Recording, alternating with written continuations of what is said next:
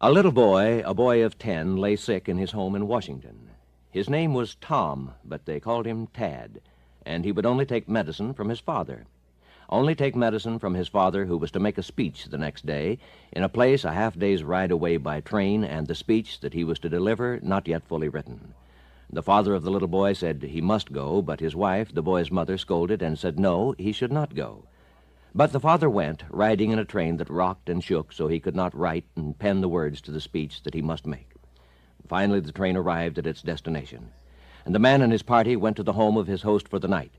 And it was there that he put the finishing touches to his words, put them on paper with pen and needing only 2 sheets from beginning to end.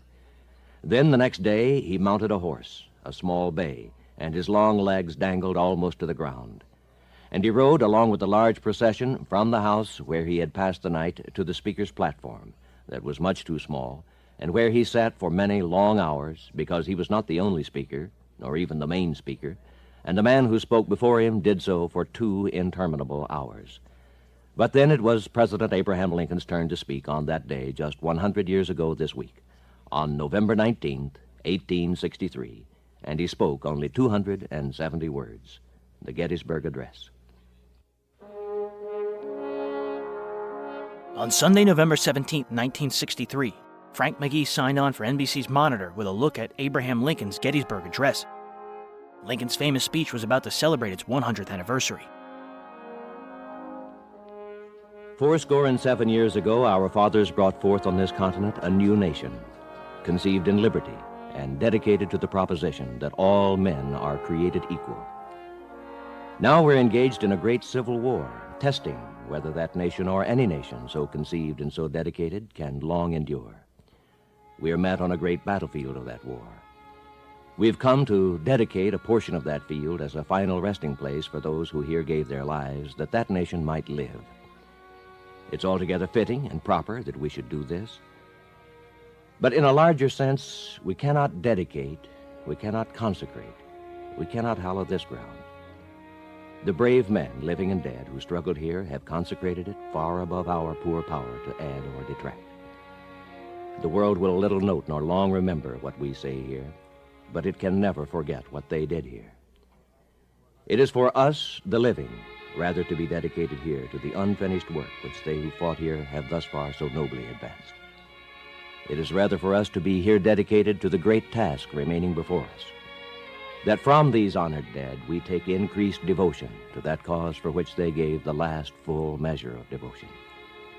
That we here are highly resolved that these dead shall not have died in vain, that this nation, under God, shall have a new birth of freedom, and that government of the people, by the people, and for the people shall not perish from the earth. Meanwhile, President Kennedy was in Florida, unofficially on the 1964 campaign trail. NBC News presents President Kennedy in Florida, a new special covering the president's activities today during a speaking tour of the Sunshine State. Here is NBC News correspondent Richard Valeriani speaking from the Americana Hotel in Miami Beach. President Kennedy spent a busy day of travel and speech-making in Florida. Although his trip was billed as non-political, today's pace approached the tempo of the campaign trail. Florida has gone Republican in the last 3 national elections and harbors strong sentiments for Arizona Senator Barry Goldwater. On Saturday, November 16th, Kennedy traveled to Cape Canaveral, where he inspected the Saturn Control Center and watched a Polaris missile test launch. The next morning, he and Special Assistant Dave Powers went to Sunday Mass at St. Anne's Church in Palm Beach. On the day of this special broadcast, the president began his day at MacDill Air Force Base. After a weekend at his father's oceanside home in West Palm Beach, the president flew this morning to MacDill Air Force Base in Tampa. There, he was briefed on the Strike Command, a unified Air Force Army command designed for the quick deployment of American forces anywhere in the world. After lunch, a helicopter took him to Al Lopez Field, where he marked the 50th anniversary of the start of commercial aviation. An overflow crowd of about 15,000 people, including hundreds of teenagers, greeted him with enthusiasm. Thousands more lined the route of his motorcade as he rode to the National Guard Armory for an address to the Florida Chamber of Commerce. The president sought to dispel the impression that his administration is anti-business. Here are excerpts from that speech. In the last 3 years, American business and industry have directly benefited from a host of our legislative and administrative actions, which increase corporate cash flow, increase markets at home and abroad, increase consumer purchasing power, and increase plant modernization and productivity. And still other steps have been taken to curb the wage price spiral. The first 6 months of 1963, there were less time lost in strikes than any time since the Second World War. To hold down the cost of credit and to bring more harmony into industrial relations. I do not say that these actions were taken for the benefit of business alone. They were taken to benefit the country. Some of them were labeled pro-business. Some of them were labeled anti-business. Some of them were labeled both by opposing groups. But that kind of label is meaningless. This administration is pro the public interest.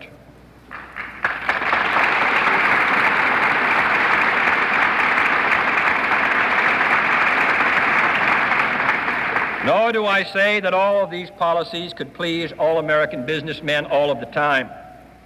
So long as the interests and views of businessmen frequently clash with each other, no president could possibly please them all. Businessmen are welcome at the White House, and I welcome the chance to address business meetings such as this. Not because I expect that it will necessarily affect the results of elections, but I do think it can affect what this country does and how it moves ahead, and whether we're going to be able to find jobs for all the people that need them, and whether we're going to build the kind of a country in which all of us can take pride and credit. And that's the kind of cooperative effort which I invite from businessmen and from other interested citizens. If we can keep open the channels of communication, this country can make progress ahead. To further that understanding, I would like to answer 4 questions that I'm most frequently asked by businessmen, or written about, or written to. The first and most frequently asked question is the federal government growing so large that our private economy is endangered? My answer to that is no. The federal government has been growing for 175 years. Our population has grown even faster. Our territory and economy have grown and become more closely linked. The size of our business, labor, farm, and other establishments and organizations have grown. Above all, our responsibilities around the world have grown, and our stake in world peace has grown immeasurably. Life itself is more complex, and the American people in the 20th century have come to expect more from governmental action. From 1948 to 1962, the total federal debt increased less than 20%. We had the Korean War, all obligations abroad, a tremendously growing country, tremendously growing population. The federal debt grew by less than 20%, while the average for all the states was 500%. Or taking only the 4 years from 1958 to 1962, the federal debt rose only 8%, while state debt as a whole went up 41%. I'm asked, why can't this administration cut federal expenditures? And my answer is that we have cut. I recommended an additional $620 million of reduction in this year's budget since first submitting it last January. Domestic civilian expenditures, excluding national defense, space, and interest on the debt, domestic civilian expenditures were budgeted below the level of last year, a feat rarely accomplished in the last 15 years.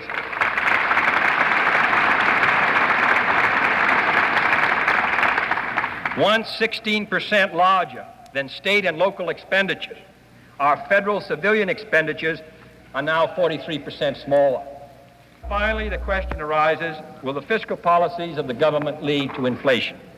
And my answer to that is no. The danger of inflation arises when the level of total and private demand presses against our productive capacity. We are far from that today. total output in this country would have to increase by $30 billion to reduce unemployment to 4%. Our productive plant still, as all of you know, is still well below what you could produce operating at maximum capacity. Idle men and machines allow plenty of room for decreased taxes and increased demand without the risk of inflation. The tax cut, moreover, can be expected to stimulate productivity and growth and thus add to our productive potential, lessening the danger of inflation. The businessmen gave President Kennedy a friendly reception. When he is pleased by his rapport with an audience, he jokes with them. This he did with the businessmen when he was asked when he would name himself a candidate for next year's election. He said, "Let's just sort of leave it in doubt. I was a candidate so early in 1959, he said, that I thought this time I would keep everybody in more suspense."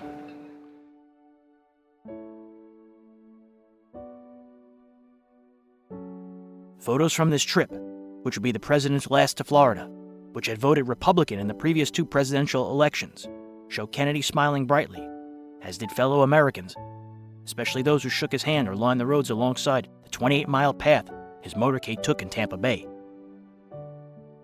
When Kennedy traveled to Miami, he addressed a Democrat crowd at the airport.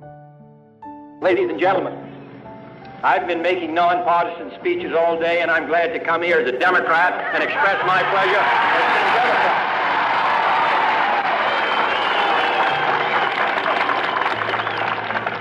If there are any Republicans here, this is the Democratic message that I'm about to give. I want to give them fair warning. Woodrow Wilson once said that a political party is of no use unless it's serving a great national purpose. I believe that the Democratic Party in this century has served a great national purpose here in the state of Florida, here in this county, and here in the United States.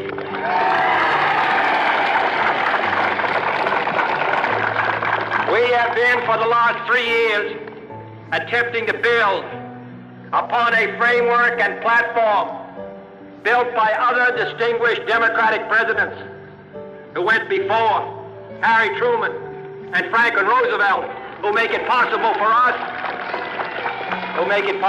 us to live in a secure and growing country, in a world in which our vital interests are now being protected, and I can assure you will be protected in the future.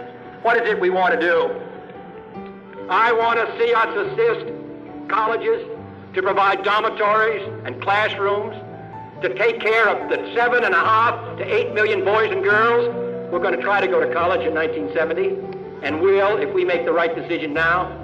And then I want to see this country provide an economic growth rate to make it possible for all those people who want to find a job to work. And thirdly, we want to provide security for them in their older age. Franklin Roosevelt began it in Social Security. And we're going to contribute to it in providing assistance for those who desire medical assistance as they retire after the age of 62 or 65. Those are some of the things that we want to do. I know there are those who are opposed to it. They opposed everything Franklin Roosevelt tried to do. They opposed everything that Harry Truman tried to do. And now in 1963, when we stand as we do for progress, we still have those who say no. Stop. Let's just forget it. I don't think we want to forget it. I think a majority of the people of the United States are committed to the movement forward of Florida and this country. Cape Canaveral and all the rest symbolize a growing Florida and a growing country. So I'm glad to come here today. I'm going to come back next year and make a longer speech. That same day, a fire killed 26 people at the Surfside Hotel in Atlantic City, New Jersey.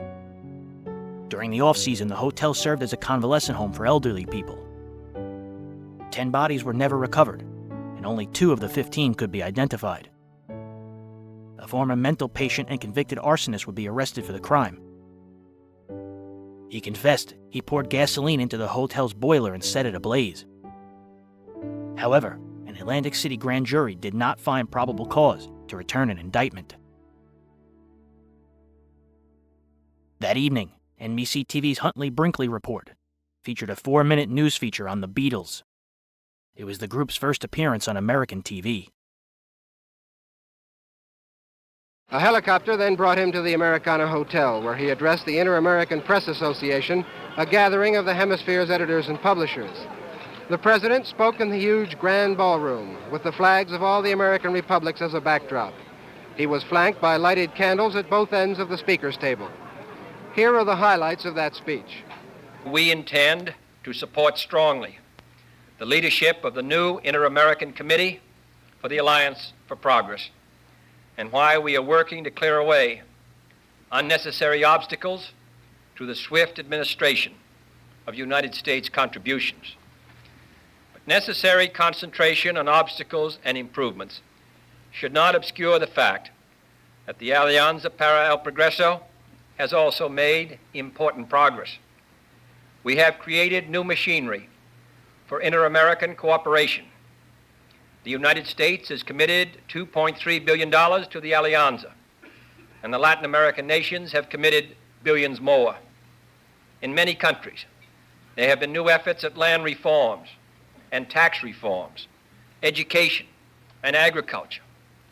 The basic issues of progress and reform, long ignored, have become the battleground of the political forces of the hemisphere. And on the economic front, last year, 10 of the 19 Latin American countries exceeded the per capita growth of 2.5% established by the Charter of Punta del Este. Nor can the failure of some to meet the goals of the Charter be placed wholly on the shortcomings of the alliance.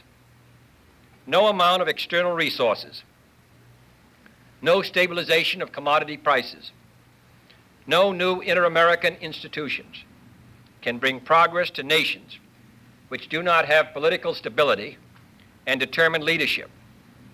No series of hemispheric agreements or elaborate machinery can help those who lack internal discipline, who are unwilling to make sacrifices and renounce privileges. No one who sends his money abroad, who is unwilling to invest in the future of his country, can blame others for the deluge which threatens to overcome and overwhelm him. For the Alianza para el Progreso is not an external aid program.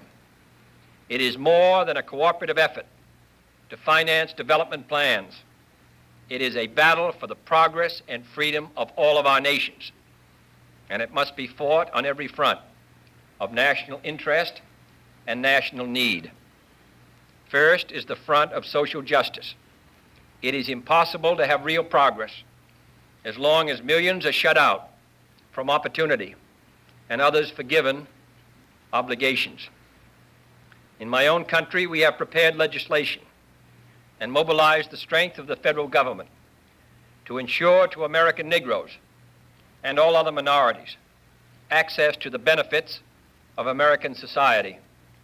Others must also do the same for the landless campesino, the underprivileged slum dweller, the oppressed Indian. Privilege is not easily yielded up. But until the interests of a few yield to the interest of the nation, the promise and modernization of our society will remain a mockery to millions of our citizens. The second front is the front of economic welfare, the principle that every American has the right to a decent life for himself and a better life for his children. This means we must continue to perfect national development plans to improve financing machinery and institutions. It means that every nation must be willing to make sacrifices and mobilize its own resources for development. It also means that the United States of America must live up to the full its commitment to provide continuing help. I have pledged the full energies of this government to ensure that commitment will be met, and it's my hope that the Congress of the United States and the people of the United States will recognize not only the obligation that lies upon them, but also the opportunity. In pursuit of economic welfare, the Alianza does not dictate to any nation how to organize its economic life. Every nation is free to shape its own economic institutions in accordance with its own national needs and will. However, just as no country can tell another how it must order its economy, no nation should act within its own borders so as to violate the rights of others under accepted principles of international law. Private enterprise also has an important place in the Alliance for Progress. There is not enough available public capital, either in the United States or in Latin America, to carry development forward at the pace that is demanded. Yet the net flow of foreign capital alone was almost $250 million less this year than last, a third as much as the entire request to the United States Congress for assistance funds in this hemisphere. If encouraged, private investment, responsive to the needs, the laws, and the interests of the nation, can cooperate with public activity to provide the vital margin of success, as it did in the development of all the nations of the West, and most especially in the development of the United States of America. This country would not have achieved its present growth rate if it had not been for the development capital, the private development capital that came to this country, especially in the years prior to World War I, when the United States was an underdeveloped country. If we are to have the growth essential to the requirements of our people in this hemisphere, then an atmosphere must be developed and maintained that will encourage the flow of capital in response to opportunity. Today, that capital is moving into growth here in the United States and into Western Europe. Together, we must provide the environment that will encourage its flow to Latin America. And third is the front of political democracy and stability. This is at the core of our hopes for the future. There can be no progress and stability if people do not have hope for a better life tomorrow. That faith is undermined when men seek the reins of power and ignore the restraints of constitutional procedures. They may even do so out of a sincere desire to benefit their own country. But democratic governments demand that those in opposition accept the defects of today and work towards remedying them within the machinery of peaceful change. Otherwise, in return for momentary satisfaction, we tear apart the fabric and the hope of lasting democracy. The Charter of the Organization of American States calls for, and I quote, the consolidation on this continent within the framework of democratic institutions, a system of individual liberty and social justice based on respect for the essential rights of man. The United States is committed to this proposition. Whatever may be the case in other parts of the world, this is a hemisphere of free men capable of self-government. It is in accordance with this belief that the United States will continue to support the efforts of those seeking to establish and maintain constitutional democracy. And fourth is the front of international responsibility. We must honor our commitment to the peaceful settlement of disputes, the principle of collective action, and the strengthening of the inter-American system. We must also continue to invite and urge the participation of other Western nations in development programs, and the United States will continue to urge upon its allies the necessity of expanding the markets for Latin American products. But just as we have friends abroad, we also have enemies. Communism is struggling to subvert and destroy the process of democratic development, to extend its rule to other nations of this hemisphere. If the alliance is to succeed, we must continue to support measures to halt communist infiltration and subversion, and to assist governments menaced from abroad. The American states must be ready to come to the aid of any government requesting aid to prevent a takeover linked to the policies of foreign communism rather than to an internal desire for change. My own country is prepared to do this. We in this hemisphere must also use every resource at our command to prevent the establishment of another Cuba in this hemisphere. For if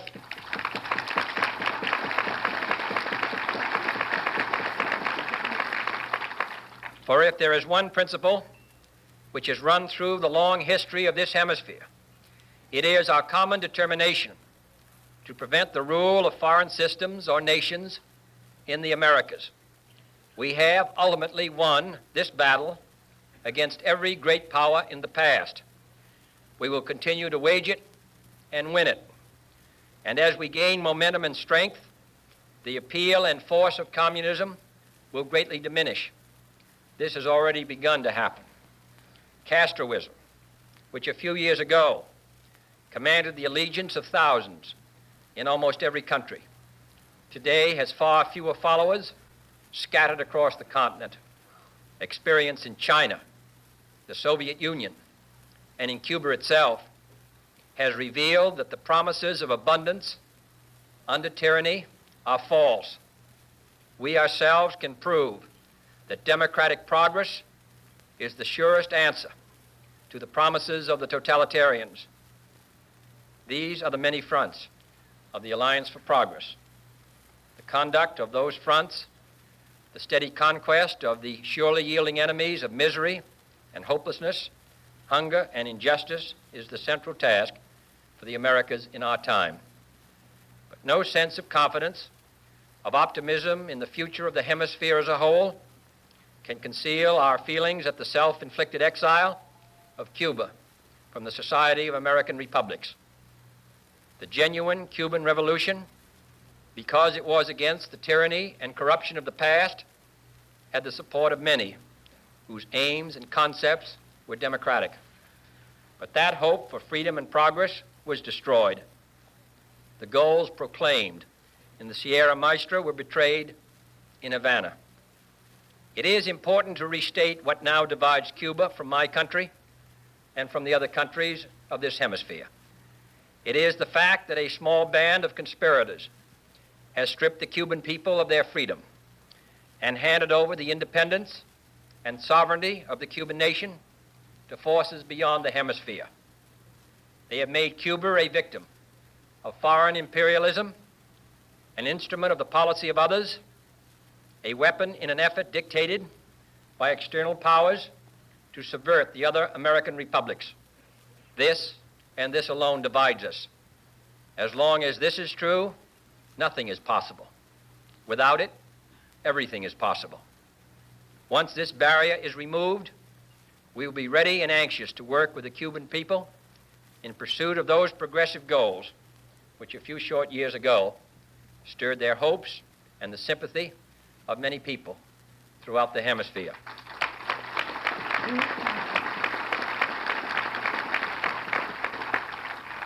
No Cuban need feel trapped between dependence on the broken promises of foreign communism and the hostility of the rest of the hemisphere. For once Cuban sovereignty has been restored, we will extend the hand of friendship and assistance to a Cuba whose political and economic institutions have been shaped by the will of the Cuban people. But our pursuit of the goals of the Alianza para el Progreso does not wait on that day. In 1961, the American nations signed the Charter of Punta del Este. Today, more than 2 years later, despite dangers and difficulties, I support and believe in the Alliance for Progress more strongly than ever before. With the alliance, the inter-American system, the American nations can look forward to a decade of growing hope and liberty. Without it, the people of this hemisphere would be left to a life of misery, with independence finally gone and freedom a futile dream. I am well aware that there are some who, fearing the size of the obstacles, the resistance to progress, the pace of achievement, despair of the alliance. But that same note of despair has been sounded before. In 1948, a distinguished senator rose on the floor of the American Congress and said of the Marshall Plan, "If I believed there were any good chance of accomplishing these purposes, I should support the bill. But in the light of history, in the light of the history of this very Congress and its predecessors, we cannot say there's a chance of success. All the evidence points to failure. Despite this, we pressed ahead. The result is modern Europe. I do not discount the difficulties of the Alliance for Progress, difficulties far greater than those confronted by the Marshall Plan. Then we helped rebuild a shattered economy whose human and social foundations remained. Today, we're trying to create a basic new foundation capable of reshaping the centuries of old societies and economies of half a hemisphere. But those who know our hemisphere, like those who knew Europe in 1948, have little doubt that if we do not lose heart, the gloomy prophecies of today can once again fade in the achievements of tomorrow. For although the problems are huge, the greatest danger is not in our circumstances or in our enemies, but in our own doubts and fears. Robert Frost wrote 50 years ago, "Nothing is true except a man or men adhere to it, to live for it, to spend themselves on it, to die for it." We need this spirit even more than money or institutions or agreements. With it, we can make the Alianza para el Progreso a reality for generations who are coming in this hemisphere. And ultimately, we will hold a continent where more than 20 strong nations live in peace, their people in hope and liberty, and believing strongly in a free future. Thank you.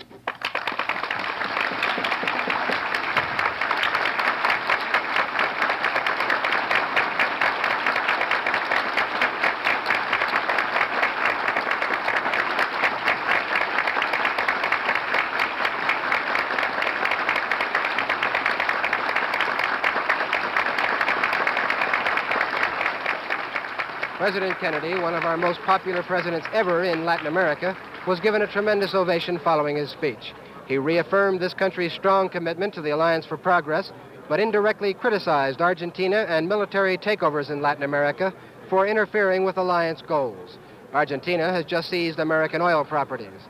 He noted that the alliance has encountered harsh difficulties and still faces enormous problems, but he called for an end to despair about the project and a revitalization of the spirit needed to make it work. This is Richard Valeriani, NBC News, in the Grand Ballroom of the Americana Hotel in Miami Beach. You've been listening to President Kennedy in Florida, an NBC News special covering the president's activities during a one-day speaking tour of Florida. This program was produced by James L. Holton, directed by Daniel Field, with the cooperation of stations WFLA in Tampa and WIOD in Miami. Portions of the proceeding were pre-recorded. This is the NBC Radio Network.